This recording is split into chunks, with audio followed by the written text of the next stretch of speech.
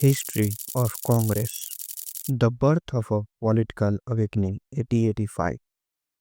19वीं सदी का अंत भारत पूरी तरह अंग्रेजों के नियंत्रण में था। किसान, मजदूर और आम लोग ब्रिटिश नीतियों से परेशान थे, लेकिन इस गुलामी के अंधेरे में एक चिंगारी चली, इंडियन नेशनल कांग्रेस। साल था 1885, तारीख 28 दिसंबर, स्थान बॉम्बे का गोकुल दास तेजपाल संस्कृत कॉलेज। यहाँ 72 प्रतिनिधि एक ऐतिहासिक बैठक में जुटे। इस संस्था की स्थापना एक ब्रिटिश रिटायर्ड अधिकारी ए.ओ. ह्यूम ने की, लेकिन इसमें भारतीय नेताओं का पूरा समर्थन था, जैसे दादा भाई नौरोजी, सुरेंद्र नाथ बैनर्जी, बदरुद्दीन तैयब जी और उमेश चंद्र बनर्जी, जो पहले अध्यक्ष भी थे। शुरुआती उद्देश्य था भारतीयों को शासन में शामिल करवाना, ब्रिटिश सरकार के सामने अपनी बात शांति से रखना। ये नहीं सोचा था कि यही संगठन एक दिन आज़ादी का पर्याय बन जाएगा। The era of moderates 1885 to 1905। Congress के पहले 20 सालों को कहा गया मॉडरेट ईरा, यानी नरमपंथी युग।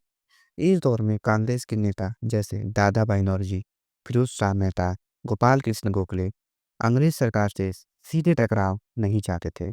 उनका विश्वास था कि पेटिशन, परsuasion और प्रेयर से बदलाव लाया जा सकता है।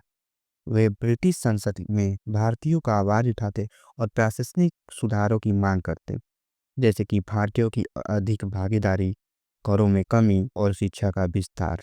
लेकिन ब्रिटिश सत्ता बहरी थी और जनता के भीतर गुस्सा बढ़ने लगा था। Rise of extremists 1905 to 1915। Bengal का विभाजन यह वह चिंगारी थी जिसने कांग्रेस को झकझोर दिया। 1905 में लॉर्ड कर्जन ने बंगाल को हिंदू और मुस्लिम इलाकों में बांट दिया। इस फैसले ने पूरे देश में आक्रोश फैला दिया। वंदे मातरम के नारे गूंजने लगे। अब कांग्रेस में दो धड़े बन गए थे, मॉडरेट्स यानी नरमपंथी और एक्सट्रीमिस्ट्स यानी गर्मपंथी।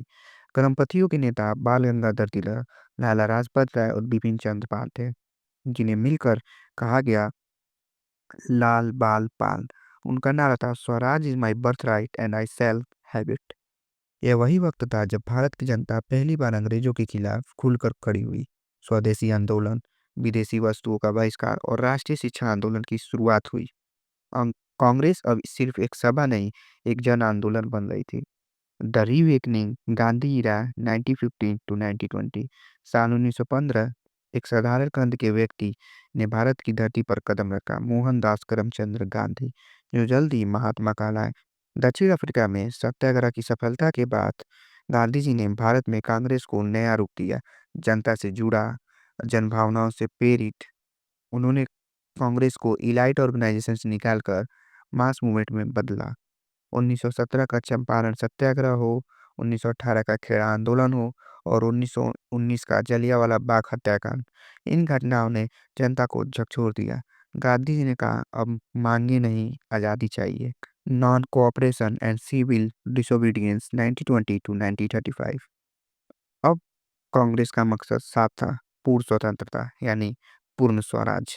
1920 में असहयोग आंदोलन शुरू हुआ।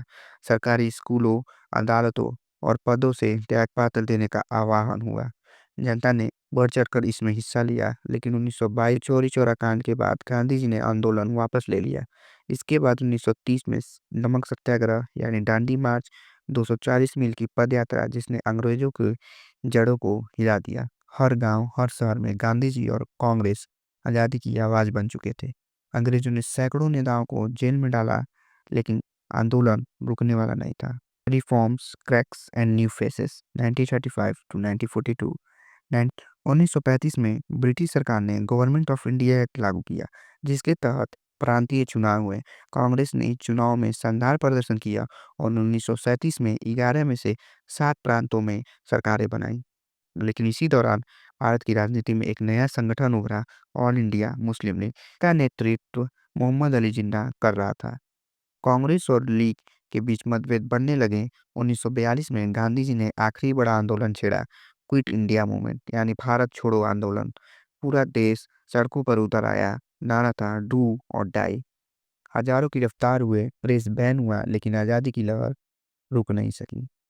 The final struggle and freedom 1945 to 1947। दूसरा विश्व युद्ध खत्म हुआ और ब्रिटिश साम्राज्य की कमर टूट चुकी थी। कांग्रेस के नेताओं जैसे नेहरू, पटेल, आजाद, गांधी ने आज़ादी की अंतिम लड़ाई शुरू की, लेकिन इस बीच मुस्लिम लीग ने पाकिस्तान की मांग तेज कर दी। 1946 में कैबिनेट मिशन, फिर माउंटबेटन प्लान आया और अंततः 15 अगस्त 1947 को भारत आज़ाद हुआ, लेकिन बंटवारे के साथ। नेहरू ने लाल किले से तिरंगा लहराया, लेकिन गांधी जी रो रहे थे क्योंकि जिस आज़ादी का सपना देखा गया था वो खून और दर्द के साए में मिला था। Legacy of the pre independence Congress. 1885 से 1947 तक कांग्रेस का सफर भारत की सबसे बड़ी राजनीतिक यात्रा थी। एक ऐसी यात्रा जिसने लाखों बलिदान, सैकड़ों आंदोलन और एक राष्ट्र का जन्म दिया। कांग्रेस सिर्फ एक पार्टी नहीं थी, यह बन गई भारत की आत्मा की आवाज।